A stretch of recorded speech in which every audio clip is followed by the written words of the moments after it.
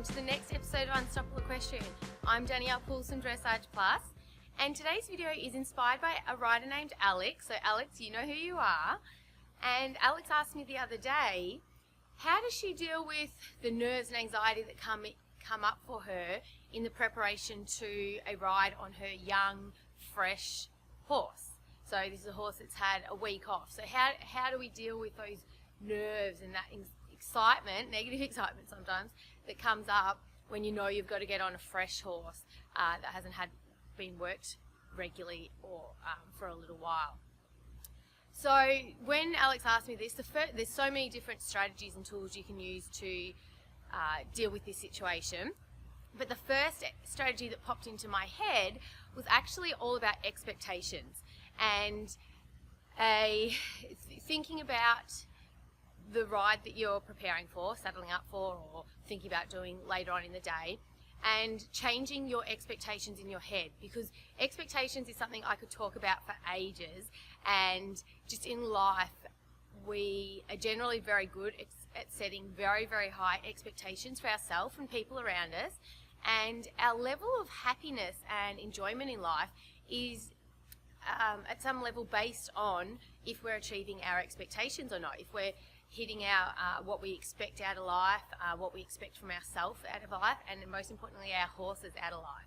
And when we set expectations at like such high levels, sometimes we even set them at unrealistic levels, like without realizing, it makes it very challenging to be able to enjoy our ride or our anything that we've set an expectation for. But if we enjoy our ride as much as we could actually enjoy it.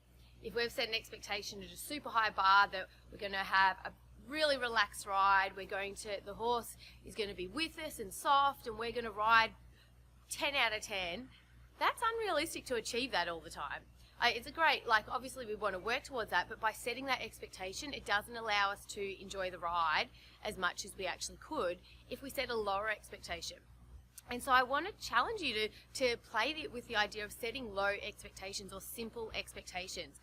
And this is the exercise I suggested for Alex the other day.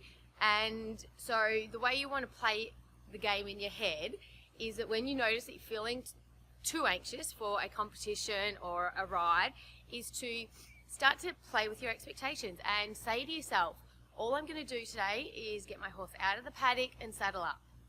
And then if they feel good, I'm going to walk to the arena, we're going to do some groundwork.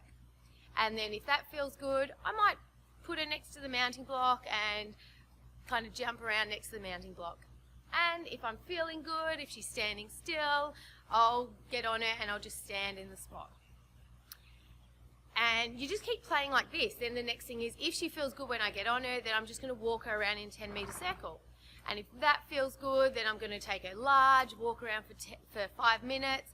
And maybe if she feels good, or if he feels good, I'm going to just trot for 2-3 steps and walk again.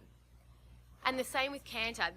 You want to drop the expectation that you're going to canter, even if you're very educated in cantering. It's something you do all the time. Sometimes just by taking the expectation, I don't even have to canter today, I don't have to get on today. So then you have that thought process of, okay, the trot's feeling nice, I'm just going to slide them into canter, only 5 steps, 3, 4, 5 steps. And then before you know it, you've been riding around, walk, trot, canter, around the arena for 20-30 minutes, having a fantastic ride. And it's all because you've dropped the expectations and taken the pressure off yourself. And that's the key, taking the pressure off, making the ride that all you have to do is saddle up. All you have to do is show up. There's no expectation to trot around, no expectation to canter or do flying changes or whatever movements you're training at that stage. And before, generally you end up doing those, like the canter and the movements, but it doesn't matter if you don't. And it just allows you to enjoy your ride and relax, because you've got low expectations and low pressure. You start to relax, which means your horse relaxes, which means before you know it, you're cantering. So it's really all about playing the game in your head.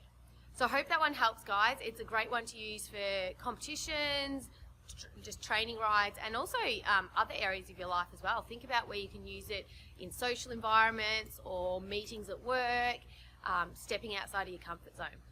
Have a great week, guys. Have a fantastic Easter. Enjoy your family time and hopefully some downtime. And I'll see you later. Bye.